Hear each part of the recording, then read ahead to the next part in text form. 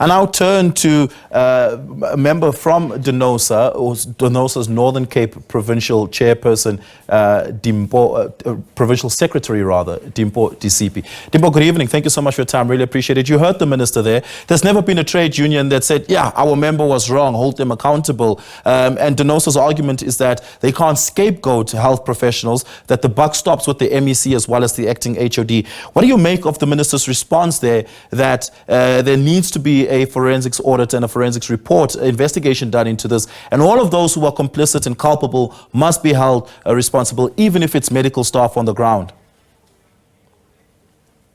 Good evening, Oliver, and greetings to the viewers and the listeners at home.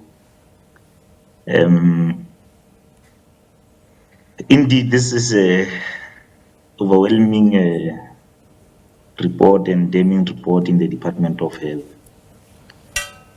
But what is key is that in our media briefing yesterday, we said that our members are not immune to disciplinary hearing. If there's wrong that our members have done, they should then account. But before they can account, it's important for us to understand that there are pre-risk factors that put our members to where they are. And you cannot say you want to discipline them on what has happened, and you still expose them to the same environment. So our view is that improve the environment where our members find themselves, and then they can be taken into account. But in an event where you haven't improved all these internal and external factors, you can't have a fair hearing towards them.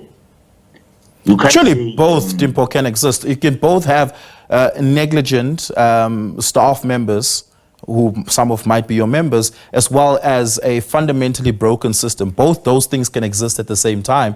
Why does it seem like you're suggesting that one needs to be fixed in order for the other to be fixed?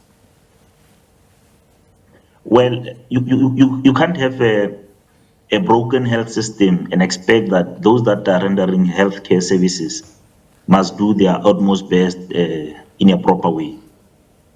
The health system on its own, it has a way on how it impacts on a day-to-day service delivery. For an example, you had electricity outrage at the mental hospital, where nurses had to compromise and improvise by using their own cell phones to look after the patient. And in that psychiatric hospital, the nurse-patient ratio is 1:28. One nurse is to 28 patients. Now, imagine at night there's no electricity. You must use your cell phone to render healthcare service. You are one professional nurse having to take care of 28 patients, and now you must move with your own cell phone and produce lighting with your own cell phone to all these 28 patients. What type of service are you going to render to those patients who are looking up for those healthcare services? Of course, it's going to be a substandard healthcare services.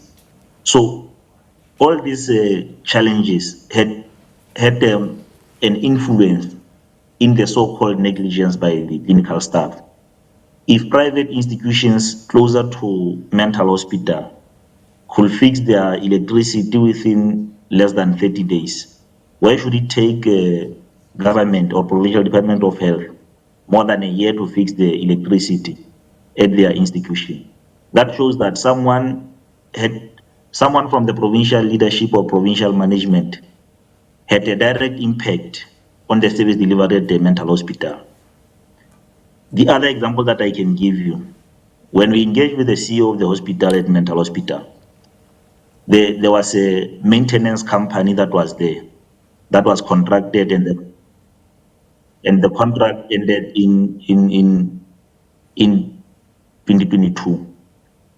And the CEO spoke to all the leadership of the department, including the MEC, informing them that this company's contract is coming to an end. Can we renew the contract for maintenance in the facility? Such has never happened. The issue of the clothing, the weather conditions at the hospital, those issues should have been avoided, because when you look at the heating system, the cold and heating system at the hospital, Those things, no one can operate them apart from those people who installed them. So this is not the only hospital that is having that HVAC system. It includes the regional hospital in Apinte. Just Dimpho, a lot. Extremely hot. Yeah, maybe Dimpho, just the last question I need you to answer, and I'm very thin on time, so hopefully in 30 seconds you can give me an answer here. DINOSA, the organization you're with, is calling for the health MEC as well as the acting HOD to be fired. Why is that? The comrades, we don't have confidence in them because we are in this situation because they did not provide a leadership that we had expected. Because you can't have a situation where you can't address the eminent issues like electricity outrage at a health facility.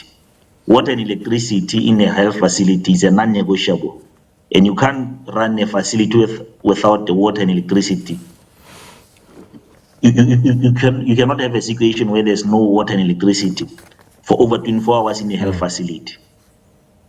That already tells you that you are anticipating a negative outcome out of these health services. Yeah.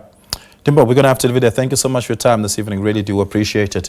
Dimpho Disipi is the Provincial Secretary of DINOSA in the Northern Cape.